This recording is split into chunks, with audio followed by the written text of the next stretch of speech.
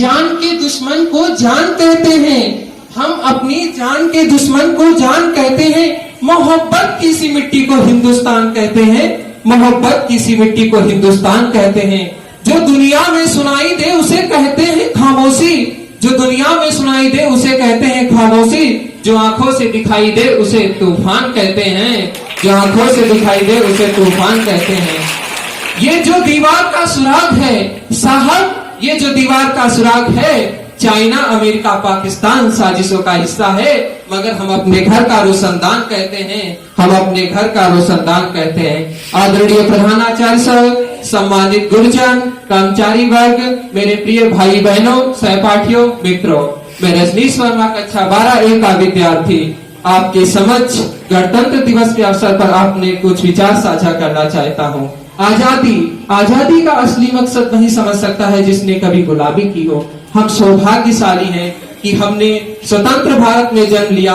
यूं तो आजादी की वह साल 1847 में ही जल चुकी थी, जो 1947 में हमारे देश को आजाद कराया।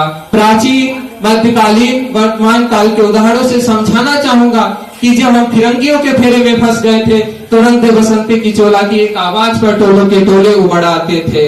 उनके वंदे मातरम के नारे से खून में आने वाला 5-5 डिग्री का तूफान अंग्रेजी शासकों की जड़ों को हिला देता था। लोग मर जाते थे, मिट जाते थे, फांसी चढ़ जाते थे, तो भी अपनी देशभक्ति साबित कर रहे होते थे, क्योंकि ये उस दोस्त की देशभक्ति की कसौटी थी। और उसके बाद 62, 65 और 71 के युद्धों में अपना सुहाग गंवा देने वाली औरत, जब घर के ये हालात हो जाया करते थे कि प्यार भी भरपूर गया, मांग का सिंदूर गया, प्यार भी भरपूर गया, मांग का सिंदूर गया, नन्हे नौनिहालों की लंगोटियां चली गईं, छोटी छोटी बेटियों की चोटियां चली गईं, बाप की कमाई गई, भाई की पढ़ाई गई। ऐसा एक विस्फोट हुआ, पता ही नहीं चला कि पूरे जिस्म की बोटियां चली गईं, पूरे जिस्म की बोटियां चली गईं। और आपके लिए एक आदमी मरा है साहब, किंतु मेरे घर की रोटियां चली गईं, मेरे घर की रोटियां चली गईं। वाले हालात पैदा होने के बावजूद भी एक माँ अपने बेटे को सरहद पर दुश्मन की धज्जियां उड़ाने के लिए भेज देती थी और पत्र लिखाकर उसे भेजा करती थी कि अम्मा ने खत लिखा है बड़े ही चाव से, कि अम्मा ने खत लिखा है बड़े ही चाव से, पुत्र मेरे ना घबरा जाना, एक इंच भी पीछे ना हट जाना, एक इंच भी ना पीछे हट जाना, चाहे इंच इंच कट जाना, चाहे इंच इंच कट जाना। इस तरह पूरा परिवार अपनी देशभक्ति साबित कर रहा होता था।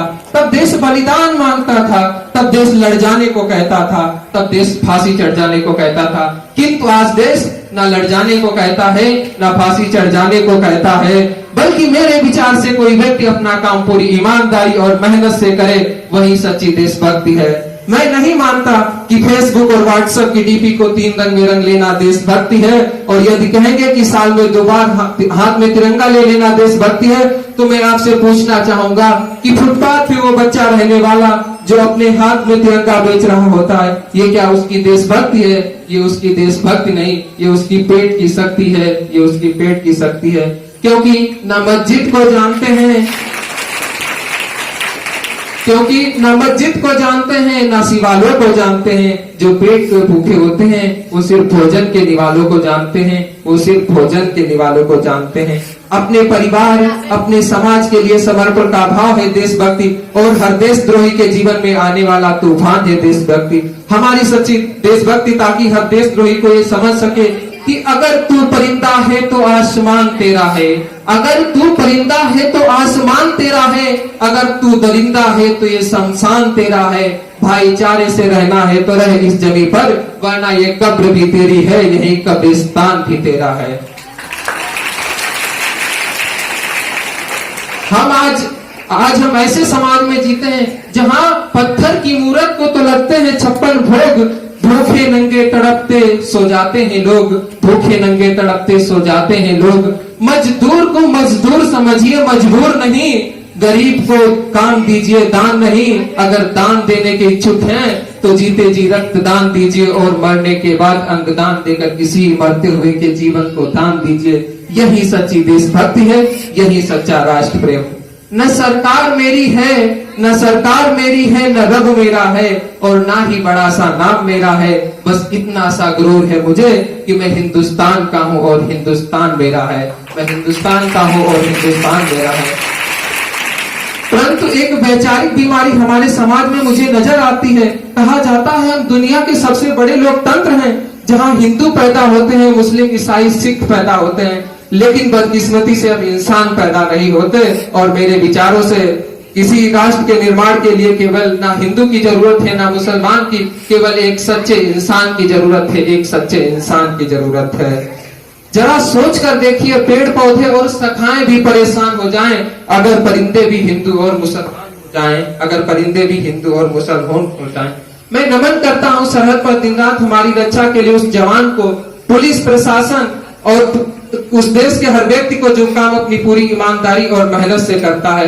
तो अंत में मैं बस यही कहना चाहता हूं कि हमारा हिंदुस्तान महान था, महान है, महान रहेगा। हमारा हिंदुस्तान महान था, महान है, महान रहेगा। होगा हौसला सबके दिलों में बुलंद तो एक दिन पाकिस्तान भी जय हिंद कहेगा। पाकिस्तान ही क्यों, सारा जहां हिंदुस्तान कहेगा, सारा जहां हिंदुस्तान कहेगा।